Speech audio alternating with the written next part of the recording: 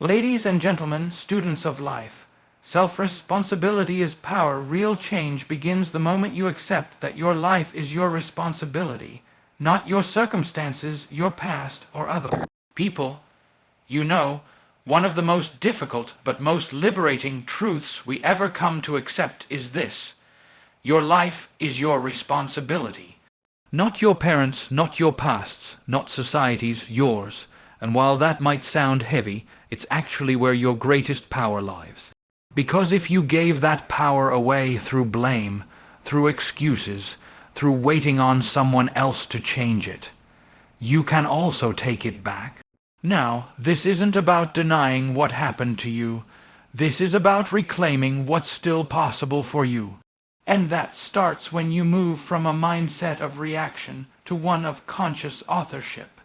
Ask yourself, where am I still waiting for something external to shift so I can feel free?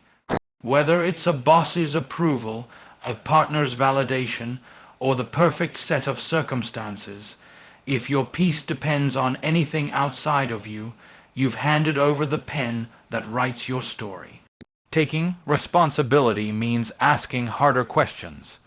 It means examining your choices, your beliefs, even your self-talk.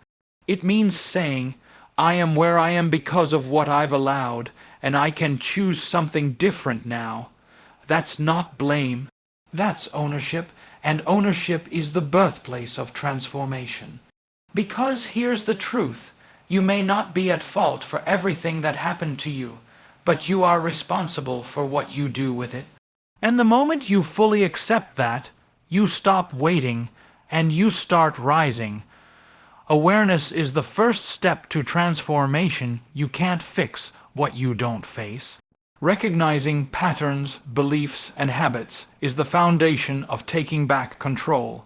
Awareness is where all lasting change begins. Before you can take back control of your life, you have to see where control has quietly slipped away. Most of us live on autopilot, repeating behaviors, reacting to triggers, and holding beliefs we didn't even choose. And the challenge is, what you don't recognize you can't change. What remains unconscious continues to run your life while you call it fate. This is where introspection becomes powerful. Real awareness requires honesty without self-judgment. It's the ability to step outside yourself, not to criticize, but to observe, to ask, why do I keep choosing the same things that hurt me? What belief am I serving by staying stuck? When you slow down and shine a light on your patterns, you realize that the story running your life may be outdated, or worse, never even belonged to you. And here's the beauty of awareness: it dissolves illusion. It reveals the invisible contracts you've made with fear, with shame, with survival. And once you see the script, you can begin to rewrite it, because clarity is power. It's not comfortable, but it is necessary. You cannot heal what you refuse to feel, and you cannot change what you refuse to name. The more aware you become, the more conscious your choices become, and that's when you stop reacting to life and begin to design it. Clarity doesn't just change your direction. It changes your identity. Your thoughts create your reality. The stories you tell yourself every day shape your direction. Shift the narrative and your life will follow. What most people don't realize is that the mind isn't just a mirror. It's a filter. You don't see life as it is. You see it through the lens of your beliefs, expectations, and inner dialogue. And that means your thoughts aren't just commentary, they're instructions. Every single day, the story you repeat to yourself is shaping your perception of what's possible. If you tell yourself you're not good enough, your mind will find proof. If you believe you're behind, unworthy, or too late, you'll act accordingly, often without even realizing it. This is why thought work isn't optional, it's foundational. The mind is a powerful tool, but it's also a creature of habit. If you've spent years reinforcing narratives of limitation, then of course you'll feel stuck. But the moment you begin to consciously redirect your thinking, you change your emotional state, and from that emotional state, your decisions shift. That's how transformation begins, not from the outside in, but from the inside out. What you feed your mind is as important as what you feed your body. You cannot afford to entertain thoughts that are at war with your future. The brain is plastic. It adapts.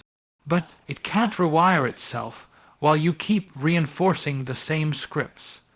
The most powerful words you will ever speak are the ones you say to yourself. Speak wisely, because your inner dialogue isn't just commentary, it's prophecy. Boundaries are a form of self. Love taking back control means learning to say no to what drains you and yes to what fuels your soul. One of the most misunderstood acts of personal power is setting boundaries. We often think of boundaries as barriers, walls that push people away. But in truth, boundaries are not about rejection. They're about protection. They're how you preserve your energy, your time, your values, and perhaps most importantly, they are how you teach others how to treat you. When you don't have clear boundaries, life becomes reactionary. You say yes when you mean no. You stay silent when your voice matters. You overextend yourself to meet other people's expectations while slowly disconnecting from your own needs. And over time, that creates resentment, not just toward others, but toward yourself. Because somewhere inside, you know you've abandoned yourself to be accepted, to avoid conflict, to stay comfortable. But true self-respect requires discomfort.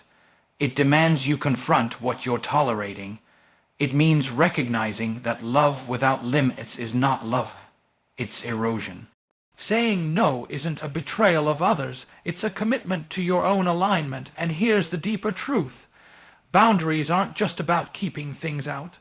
They're about creating space for what truly belongs.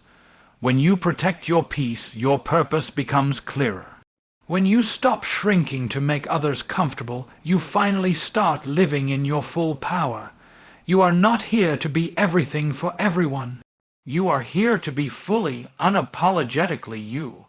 Respect that and watch everything else begin to align.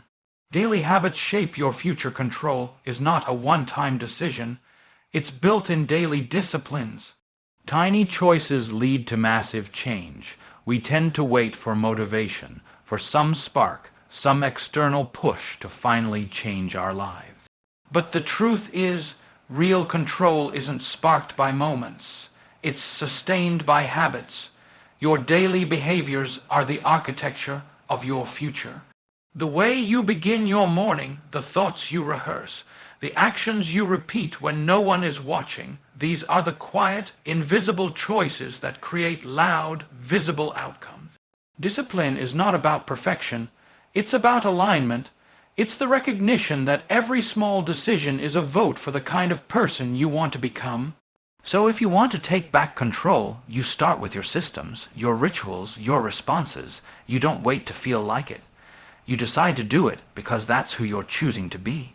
It's easy to underestimate the power of small, consistent actions. But just as erosion can shape canyons over time, so too can your habits reshape the entire landscape of your life. When you compound intention with action, day after day, you build something stronger than motivation. You build identity. You stop trying to become and start embodying. So ask yourself, what would your future self thank you for doing today? Start there, do it again tomorrow, and then again the next day. Because if you want to change your life, don't just shift your mindset, shift your patterns. The life you want isn't waiting for one big decision. It's waiting for 1,000 small ones you choose to make on purpose. You are not a victim. You are a creator. Life doesn't just happen to you. It responds to you. You're not stuck. You're shaping your reality with every decision. There's a profound shift that happens when you stop seeing yourself as a victim of circumstance and begin to recognize yourself as a creator of reality. This doesn't mean denying pain or pretending that life has been fair. It hasn't always been.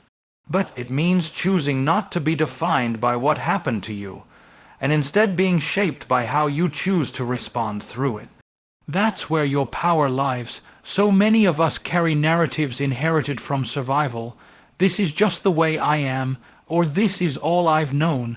But those aren't truths, they are patterns. And patterns can be broken. You are not the sum total of your past wounds. You are the result of what you choose to do with them. When you decide that life isn't happening to you, but unfolding through you, you stop waiting for change and start becoming it. This is not a passive process, it's active, conscious, often uncomfortable. But the moment you reclaim authorship of your life, everything shifts. You realize that your story is still being written and you are holding the pen.